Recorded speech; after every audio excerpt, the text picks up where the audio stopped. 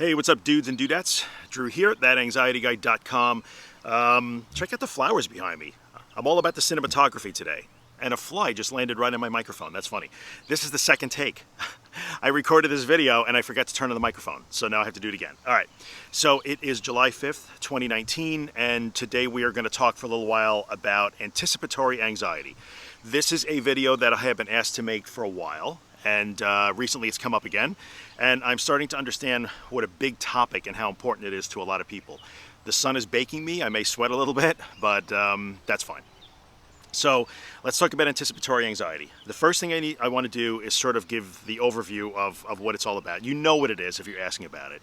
When you have something coming up, you're going to do an exposure, you have an event to go to, whatever it is that's coming up, whether it's in 5 minutes, 5 hours, 5 days, or 5 months. When you think about it and you know that you have to do it and you feel like you can't get out of it, your anxiety goes through the roof. You may even have panic attacks about it. That's anticipatory anxiety. You are anticipating an event.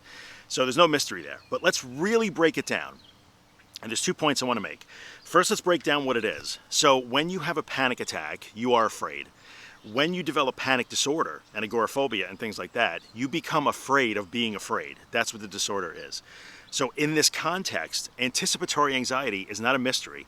It is merely being afraid of being afraid of being afraid. So in a panic attack, you're afraid. In panic disorder and agoraphobia, you're afraid of being afraid. And when you develop anticipatory anxiety around these subjects, you are afraid of being afraid of being afraid. So it's not a mystery, right? So when you think about it that way, there's a chain. You're just adding layer upon layer of fear. That's all that is. It is not mysterious. It's not a black box. And what I really want to say here, it's super important, is that it's not some sort of special kind of anxiety that we treat differently. There's 2 main things you have to, 3 that I'm going to give you here. Number 1, it's not some sort of special different kind of anxiety that you treat differently than any other. It's not. Number 2, it is not an external force that is beyond your control. So anticipatory anxiety, just like any other part of this thing that we talk about, is not outside you. It's not some force that is pressing upon you that you didn't ask for and can't control. That's not true. You are generating it yourself. And number 3, you can't be looking for a way to make it go away. So like all the other anxiety we talk about, you and I, this is not a thing where it's like, well, I'm going to tell you how to make it go away. You're not trying to make it go away. You can't make it go away. Because the only way to make it go away, because it's based on a fear of going into the situations that you are afraid of. You're afraid to be in the car or home alone or driving or walking or wherever. You're afraid of those things because you're afraid of how you're going to feel when you do those things or when you go to those places or go into those situations. And anticipatory anxiety is just you are anticipating being afraid of how you're going to feel in those situations. So the only way for anticipatory anxiety to stop being a thing on the long run in your life and to become less of a thing in your life is you have to get over the fear of your anxiety. So that's just the way it is. So you have to move through the anticipatory anxiety to get out the door and go to these things, to face the fear and do your exposures and do it constructively and learn not to be afraid of possibly having a panic attack or something like that. So when you are no longer afraid of how you will feel when you get in the car and drive on the highway, then you will anticipate it less. I'm not saying it will completely go away, but many of you in the past few days talking about this have been talking about how anticipatory anxiety is what's keeping you stuck or it's crippling, and I've heard it called automatic. It's not automatic. You're doing it. It doesn't happen automatically. This is something that comes from inside you. And I've heard a few people say like, well, this is what has me stuck. This is why I'm not moving forward, because it's the anticipatory anxiety. Well, unfortunately, you can't be looking for a way to fix that so that you can get in the game. You have to get in the game, and then it will fix the anticipatory anxiety. So I'm sorry if that's not what you want to hear, but if you've been thinking about that as if I could just find a way to deal with the anticipatory anxiety, then I'll be able to go out and do my exposures and start to do the work. That's not the way it works. You have to get out the door or whatever it is, and you have to engage with the things that you don't want to engage in. So that's just the way it goes. So that being the case, now we know what it is. We know it's not magic. We know it's not special. We know it's not a different kind of anxiety. We know that we aren't going to make it go away, and that you don't try and treat it first before you do your exposures. That's not how any of that works. So that being said, we can talk about some strategies that will help you move through the anticipatory anxiety. so that you can get out the door, whatever it is you have to do to go to your events and face your fears and start to unravel this crazy nest that has been built. All right. So there's a couple of concepts here. Number one is, and they're all kind of related. Number one, I would say, is making a plan is super important. So let me use myself as an example. So if the problem for you is that you want to get out and start doing your exposures and systematically going toward the fear and incrementally adding to your, your comfort zone and that sort of stuff. And I got a phone call, so I have to cut this together. Now I'm going to edit. Okay, so if your problem is you want to get out and do your exposures and do those sort of things, but you feel like the anticipatory anxiety has you stuck, then what you need to do is you have to start really making a plan, sort of a concrete plan, for doing your exposures and execute that plan to get yourself out the door. So if your plan is, I need to start driving on the highway more, that's great. You need to have a plan before you get in the car. So your plan is, I'm going to start driving on the highway, I'm going to do 1 exit, then 2 exits, and 3 exits. That's great. I'm with you on that. That's what you got to do. But before you can even get in the car to drive on the highway, you need to have a plan for getting yourself in the car too. So what I would say is, I will give you the example of what I used to do. So when I was in a situation where I had to get up every morning and practice my driving, it was in the dead of winter, so there was a bunch of things I had to do before I get out the door just to keep from freezing to death. And I would get up, I would get dressed, I would go wash my face and brush my teeth and brush my hair and put on a jacket or whatever the hell it was, put on my shoes, drink some water, get out the door. I literally made myself a plan, a routine, like an exposure plan. So I knew the exposures that I had to do, but I also had to make a plan that was like the pregame for the exposures.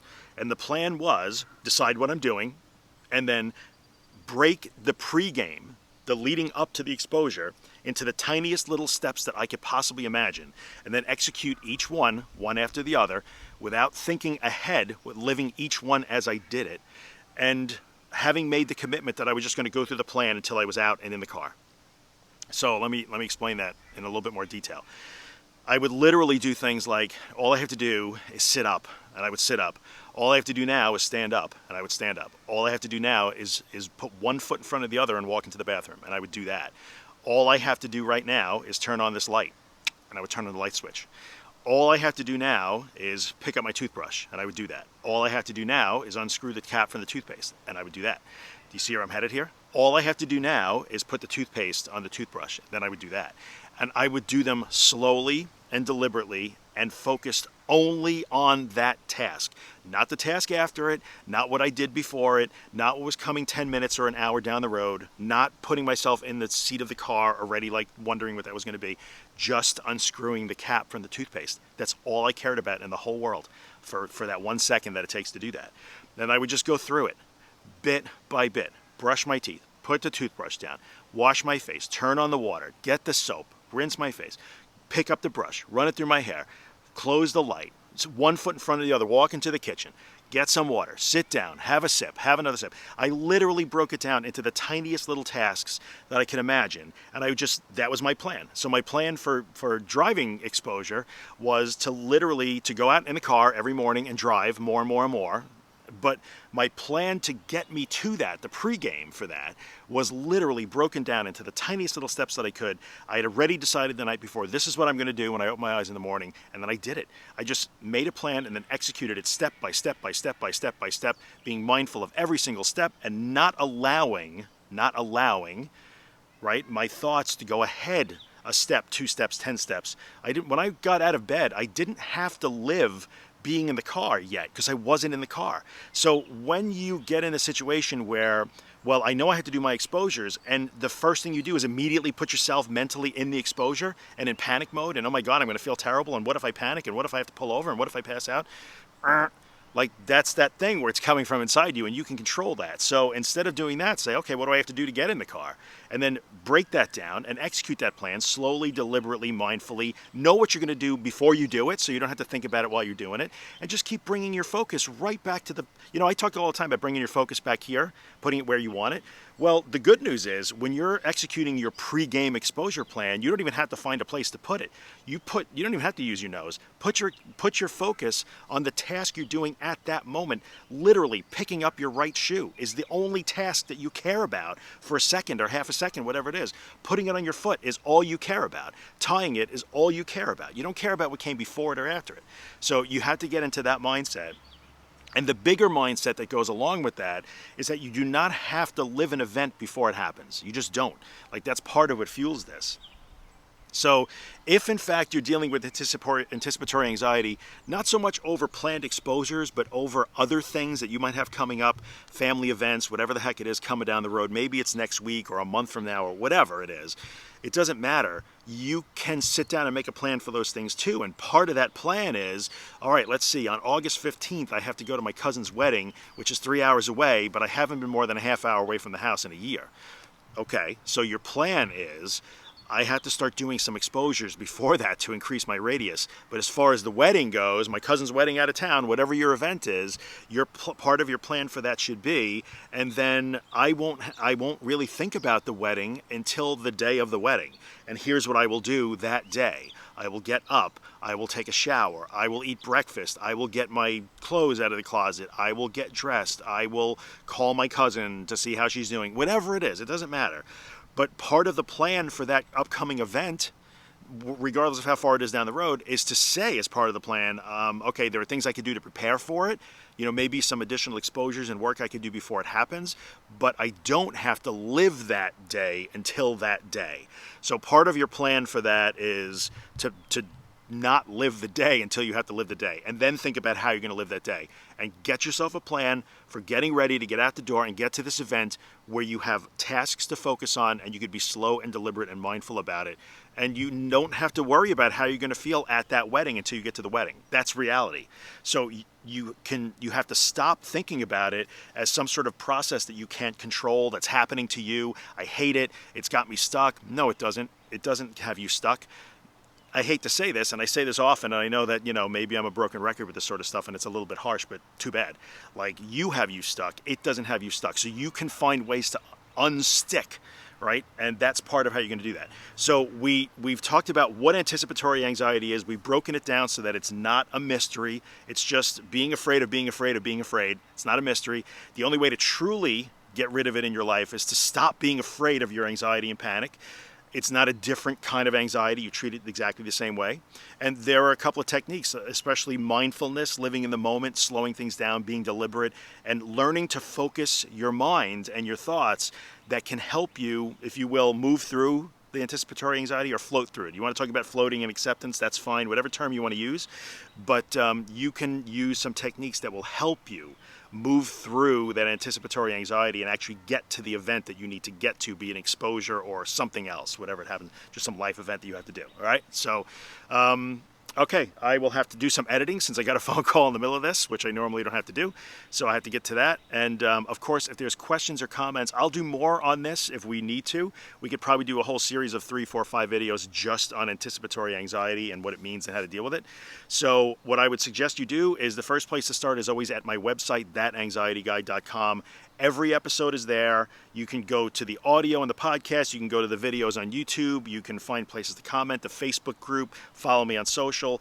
I would suggest when you're there, maybe subscribe to my mailing list. It's super low volume, but as the audience grows, it's getting harder to communicate with everybody effectively, and I might start using that. So anyway, start there, and if you have comments or questions or whatever, so I don't care if you're commenting on YouTube or on Facebook, whatever, but if you're not sure where to start, at least go there and you'll find all the places you can go to join the discussion. So hopefully it's been helpful, and yeah, I hope you guys dig the flowers, like me and my new cinematography skills.